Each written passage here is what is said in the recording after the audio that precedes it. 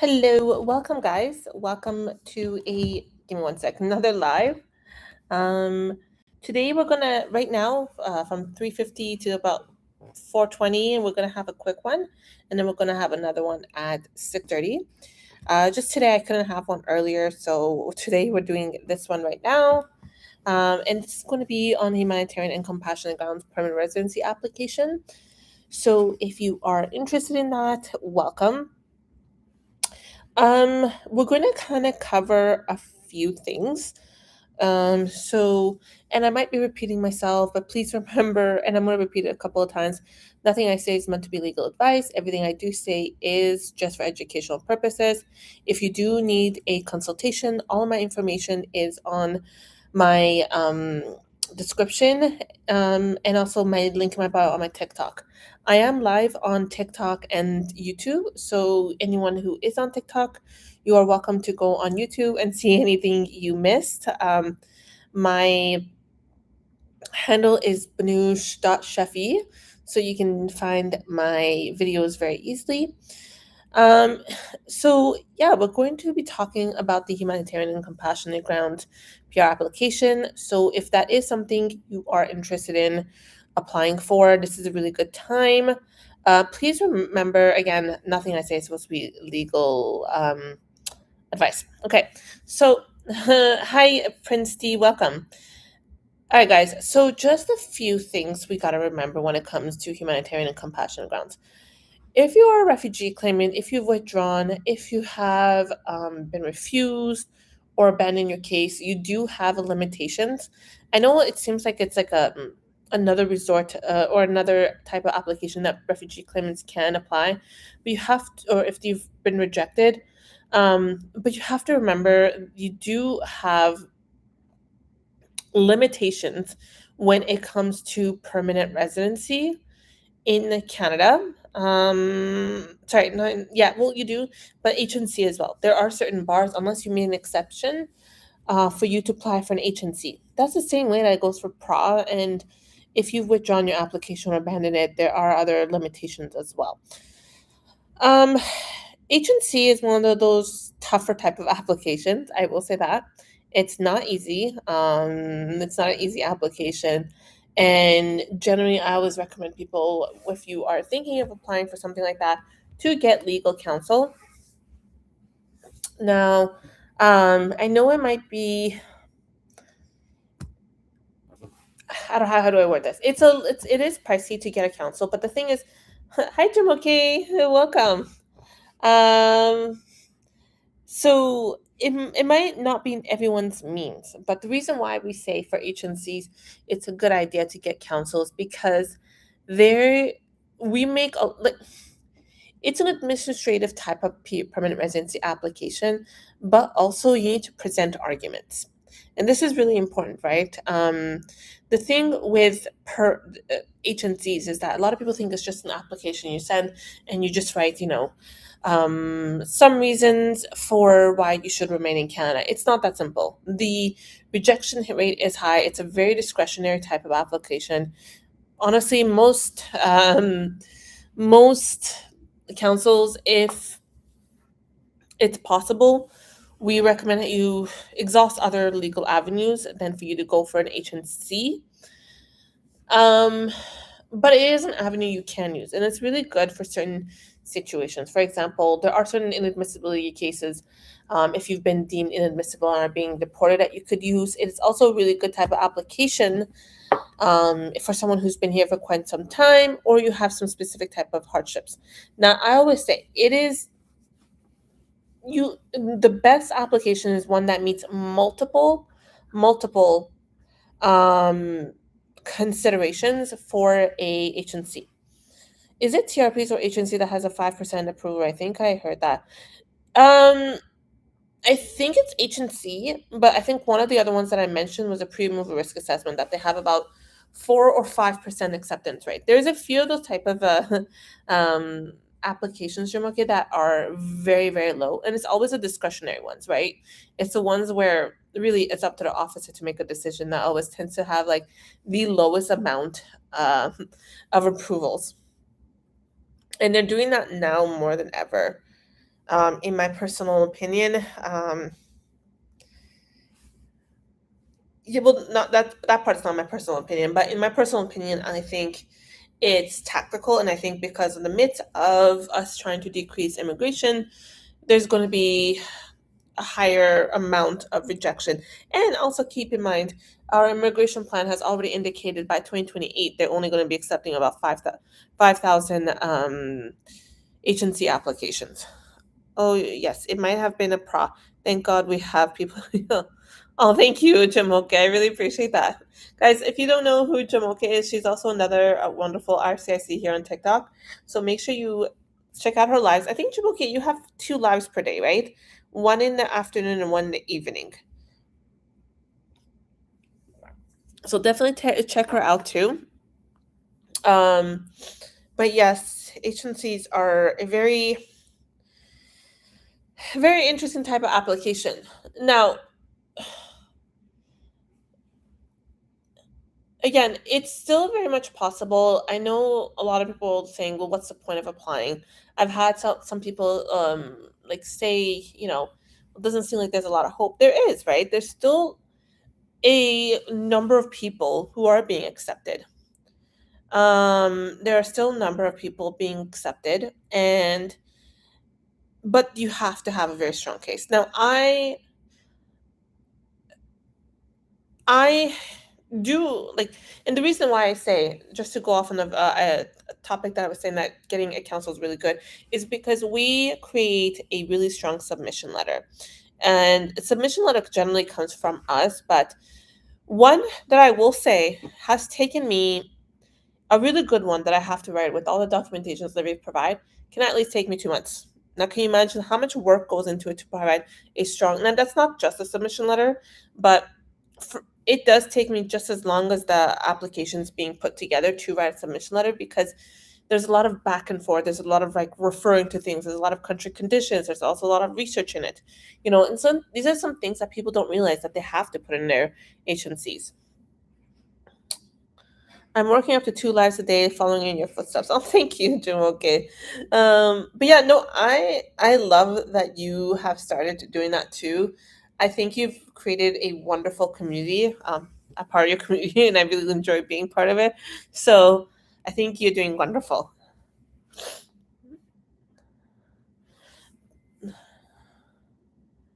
Okay.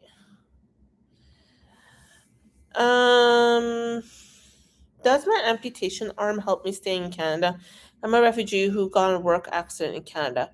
No. Okay, so let me word it like this. And again, please remember, this is not legal advice.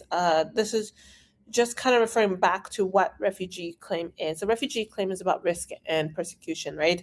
Um, and I'm really sorry that you have to go through that because of a work accident. That might be a hardship towards an agency, but it does not refer to persecution or fear, right? That, or risk specifically. And that is something that you would have to, that is something that your application has to show. Remember, guys, a refugee claim is not for everyone, right? It's not meant to show hardship. Hardship is very, very different between risk and hardship can cross over, but and they sometimes sound similar, but they're very distinct, right? If you ever confuse about what each, like if you are good for a refugee claim or agency, think back to section 25 and think back to section 96 and 97. And they had a definition of a convention refugee or person in need of protection, and the definition of what an agency is. Now, it's not the most thorough information out there, I will say that, but it is something that provides some sort of like information to you for you to kind of understand what it's exactly about or what the difference are.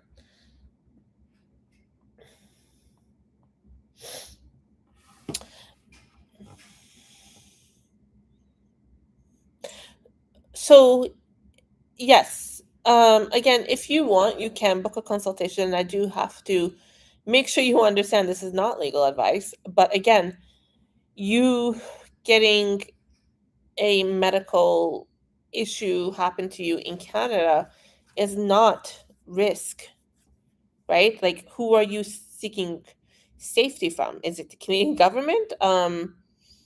Because that wouldn't really make a lot of sense, right? It sounds like it's more of a hardship. But again, all this can be cleared up, guys, if you get consultations.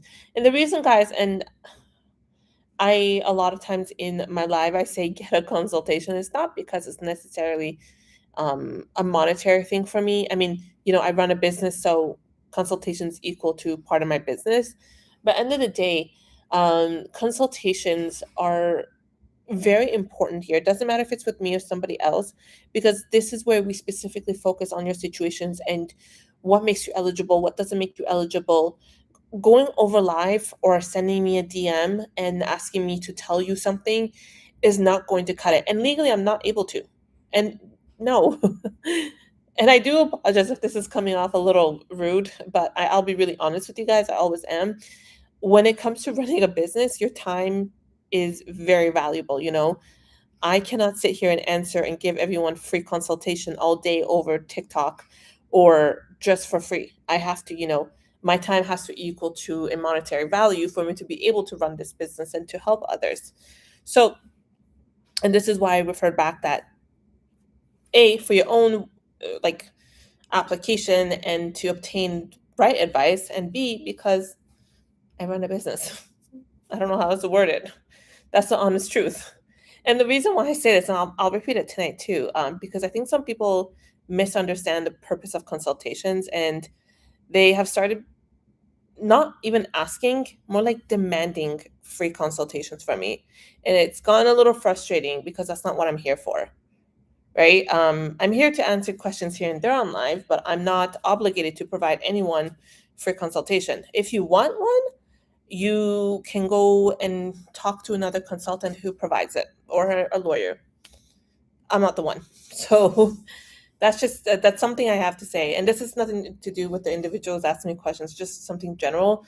Because I've been getting an extremely large amount of people demanding free information from me, which is a little frustrating to say. All right. So going further on an agency, agencies, some of the really important elements, guys, and this is where, and I've made a video about this. Uh, I've made a video about this, but I think there's so much misconstrued, and I'm not the only one. I've seen multiple videos by lawyers, by consultants saying this, but people are under this impression that just because they have a child that was born in Canada, it gives them, it basically allows them to remain in Canada. And I get it. I totally get it. You're saying, well, I had a Canadian child. How is the government going to separate me from my child? It is not reasonable enough grounds for you to remain in Canada. It might be like hardship or the best interest of child, and maybe there's an argument made there. But I've also seen cases like that get rejected because there wasn't enough hardship to present. And again, a child is not equal to your passport or your ability to remain in Canada. So you really have to, if it is something that you need to remain in Canada or your family, it has to be on multiple levels for you to kind of show that hardship that you would face if you were to be forced to leave Canada. Lives are for general questions. Consultations are for individual specific advice. We're not to give advice publicly like this. Yes, exactly. Thank you, Jim. Okay. We're not allowed, and also, yeah. I don't know, Jamoka, have you gotten that? Like when someone sorry, this might be like or maybe should be over the life type of question, but I don't know what it is. Lately, I've been getting an increasing number of people, and it kind of to the point that it's like it seems very in demand, and I don't even know what to say afterwards.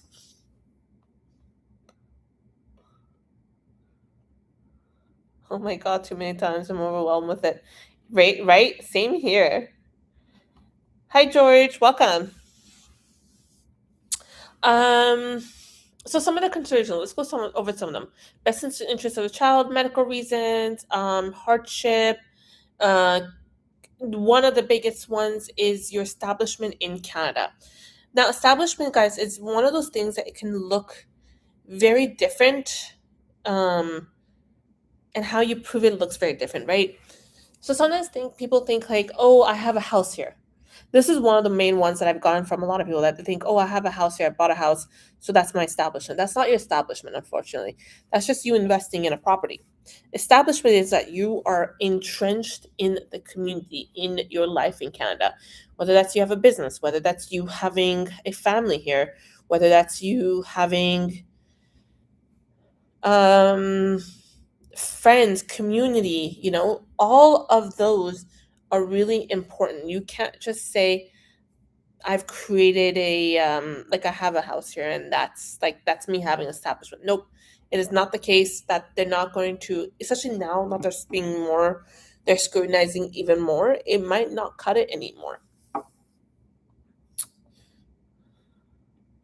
I have poor boundaries and I've been trying to please people. I was up until 3:30 a.m. for 1.5 hours answering questions in my DM. Oh my god, Jim, okay. You need to go to bed. No, that is a no. You know what? At first, when I first started TikTok, I was like that too, and my husband had to literally physically take the phone out of my hand, and he's like, "That is no, you don't do that." I don't think I've ever stayed up until 3:30. I will say that, but I have stayed up pretty long. Or I would just continuously messaging people back, and I found that it wasn't the most practical way to go about it, because at the end of the day I see it as, and sorry guys, I'll go back to agency. I will say this: if someone wants to, is really interested in an application or doing something with me or as a consultant, they will follow through and they will send me a message and they'll book that consultation. And that's really important, guys. It's really important for you to understand that there are consultation or hiring a representative is just your first step. There are other things that you might have to do or pay for that are going to be just as equally expensive, if not more, and even more expensive if you don't do it properly. So and this is an argument someone made once, and it was a very good argument. They said, you hiring a immigration consultant or lawyer is an investment, because it prevents you from doing things wrong, which can be more costly, which can cost your actual application and your ability to enter or to remain in Canada. The number of times I have seen people harm their own application, and not because they can't comprehend the immigration process, but because they listen to bad advice, unlicensed individuals, or they listen to their friends and family, or they thought that they can handle a big complicated issue on their own, which was very costly for them, monetarily and time as well. We need to have a chat about this on a live. We need to. Let's plan one of those. Just send me a DM, Jamoke, and we can do like a shared live kind of thing. Could you please some tips about U.S. interview? I'm sorry, I cannot provide any of that because I'm a Canadian immigration consultant. We don't do, like, I can't give you any information about the U.S. process.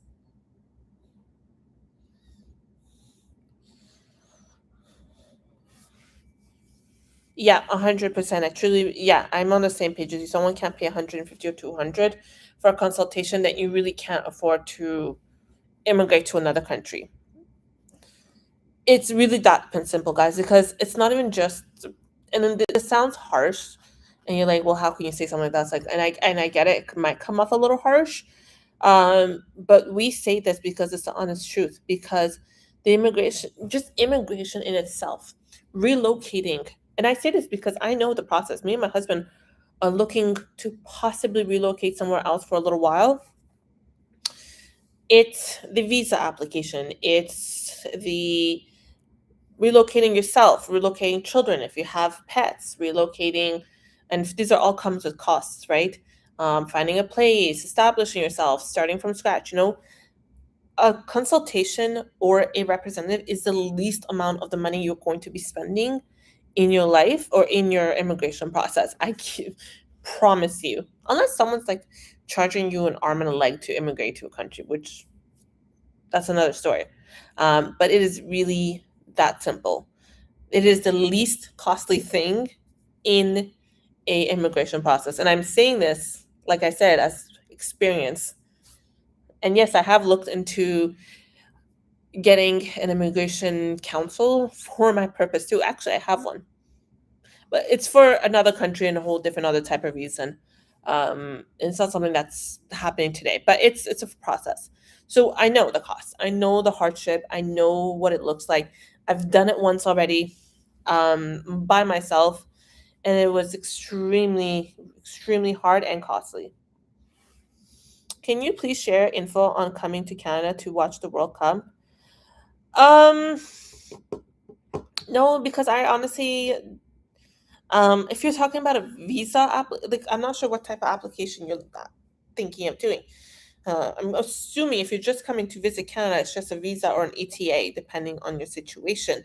Um, which I guess I can give a little bit of information about. Honestly, if you're thinking of applying for a visa, and I'm not even sure when the World Cups begin, is it like June or something?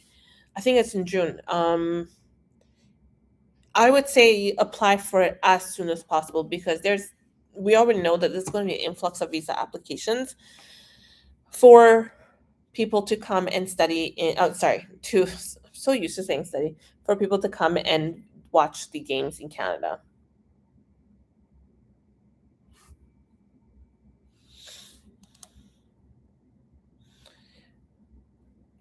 All right, guys.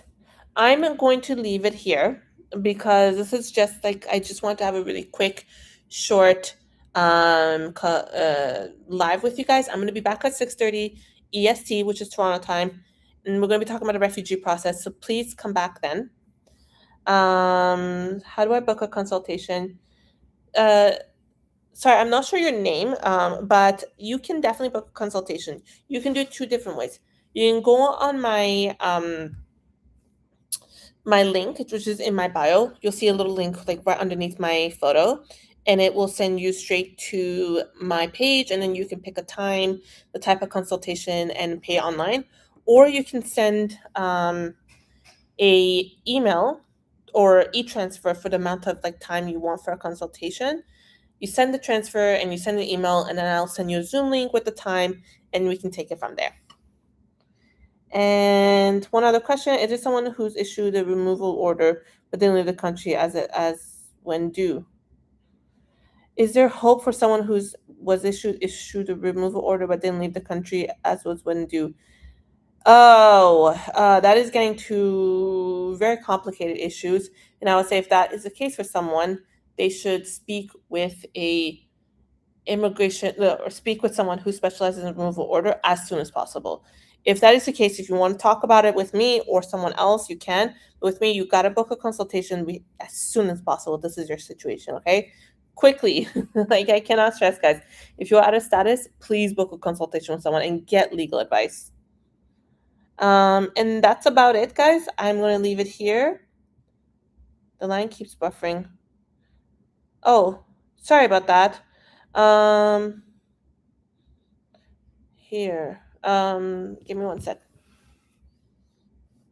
Just send me a DM and I can send you the information. Bye, Jim. Okay. See you later. Bye, everyone. For now.